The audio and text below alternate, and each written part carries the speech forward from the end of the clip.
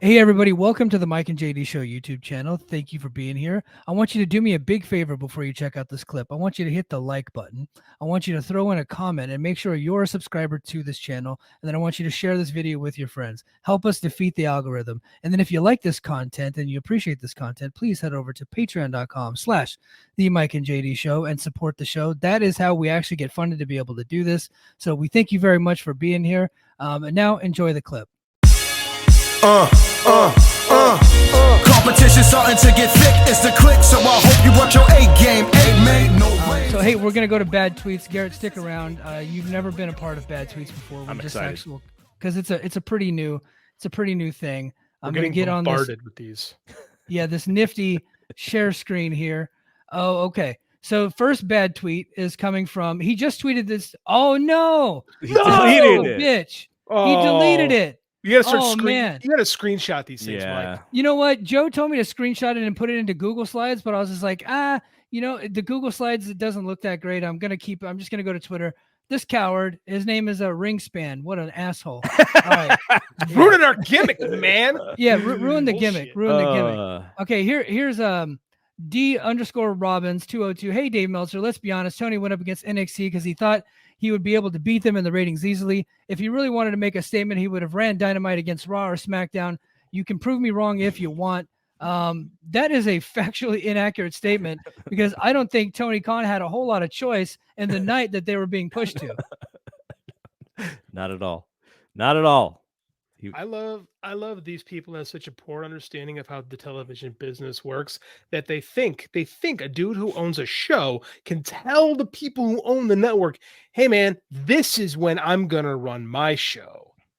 Like Astros, you guys are moving to Thursday because I have to run like a different what? Yeah, I don't want to look like a pussy, so I'm gonna go Monday night. So you guys have to figure something out. Yeah, that's funny. This one comes from a Cinnamon Girl. Dynamite is boring now. Just a load of ex WWE talent. I like watching the future wrestle. She says that while the Undertaker was chokeslamming Braun Breaker in the main event of NXT. That was the worst part of both shows. I hated that. yeah, that's ironic. And now I wonder if because we don't know Jesse Vasquez from Jesse. Yeah, he's a good dude. He clipped this for us. I don't think she's entirely wrong though in this. Like we talked about before. Like I think there's some truth to this.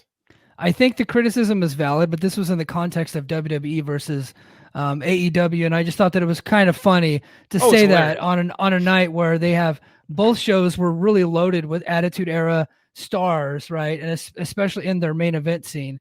They were loaded with like 50-year-old dudes. Yeah, they had it was like Raw reunion against Raw reunion. Yeah, basically, and that's why AEW is in the fucking issue that it's having right now. This is a good tweet. Hold on, we're gonna save that one for later. And this is my bad tweet. This comes from Tony Khan. This week, 2 active decades-long rating streaks from 2 great legends were ended. With all due respect, until this week's head-to-head AEW on TBS versus WWE on USA, neither John Cena nor Undertaker had ever been on a WWE show with under 1 million total viewers and under 400K in the demo. Mr. Tony Khan, I would like to remind you that this was the lowest rated Edge match in absolute history that you put on. You got your ass handed to you, and you're not handling it very well. Tickets for Edge's last match, Joe sent this to me. Thank you, Joe. Tickets for Edge's last match in Toronto, 14,292 tickets. Tickets for Independence Dynamite, 3,621. Talk about a fucking drop-off, Tony Khan. Oh, also, SmackDown, Edge's last match, a quarter hour, 2.1 million. And then he had about 600,000 people watching his match this week, maybe even less. I think that you got your ass kicked and you need to just deal with it, dude. You got to move on. You went over there expecting to fight their JV team and some varsity guys showed up and now you're talking shit. Go ahead.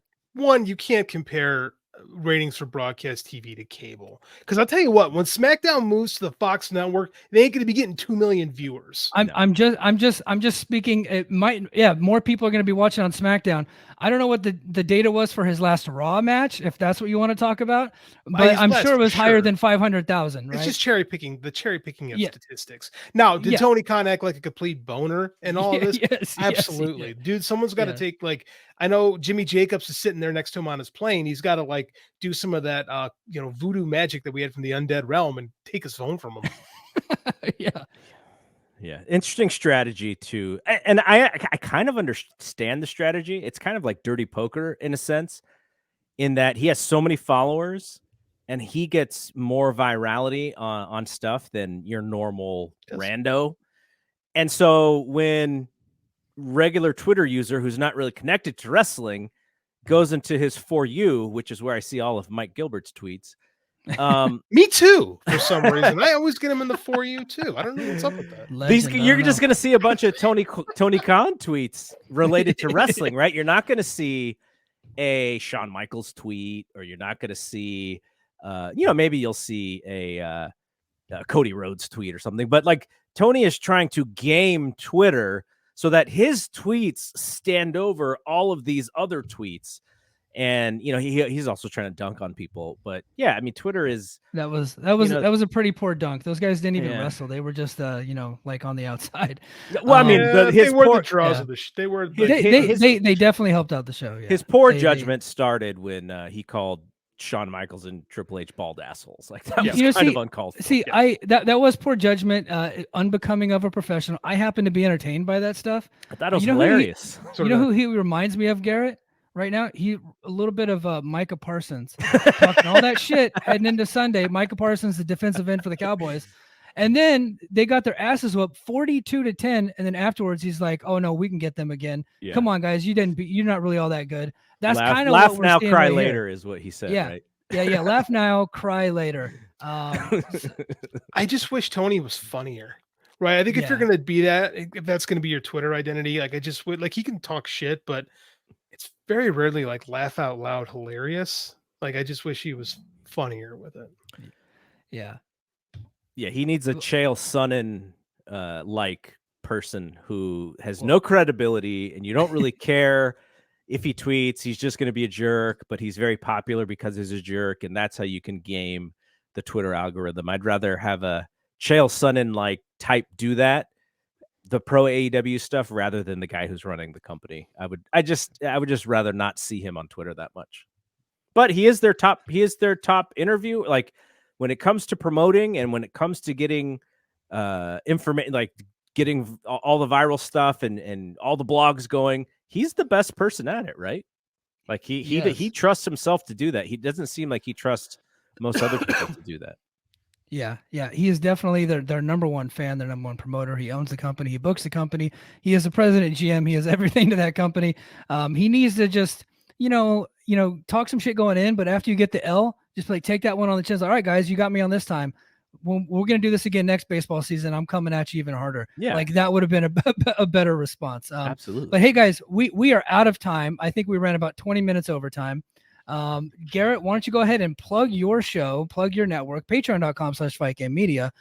You got tons of content over there. So tell us all about it. That's all. If you want to follow Fight Game Media on Twitter, just at Fight Game Media, you can see all the things that we do. Fun thing for tomorrow is, we have this secondary tier, the $10 tier, and we're getting our first happy hour going on with those folks. So that's going to be a lot of fun. I like, at least virtually, pressing the flesh and really meeting people in person and getting to know them. Like that's kind of what I really enjoy about this thing. So much like I got to do that with you guys. But so that's all. Just at Fight Game Media on Twitter. Come check us out.